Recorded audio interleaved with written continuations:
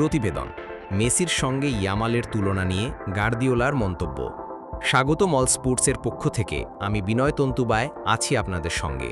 Football দুনিয়ায় নতুন প্রতিভা ইয়ামালকে নিয়ে ইতিমধ্যেই শুরু হয়েছে আলোচনা। অনেকেই তাকে ভবিষ্যতের লিওনেল মেসি হিসেবে দেখছেন। আর এবার এই তুলনা নিয়ে মুখ খুললেন ম্যানচেস্টার সিটির কিংবদন্তি কোচ পেপ গার্দিওলা বলেন, মেসির মতো খেলোয়াড় ফুটবলের ইতিহাসে একবারই জন্মায়। ইয়ামাল অসাধারণ প্রতিভাবান, কিন্তু তার সঙ্গে মেসির তুলনা করা ঠিক নয়। মেসি যা করেছে তা আর কেউ করতে পারবে না। তিনি আরও যোগ করেন, ইয়ামাল এখনও তরুণ, তাকে সময় দিতে হবে যেন সে নিজের মতো করে বিকশিত হতে পারে। চাপ না দিয়ে তাকে সমর্থন করাই সবচেয়ে বড় কাজ। গার্দিওলার এই মন্তব্যে বোঝা যাচ্ছে তিনি ইয়ামালের প্রতিভা স্বীকার করলেও মেসির অনন্যতাকে আলাদা করে দেখাতে চান।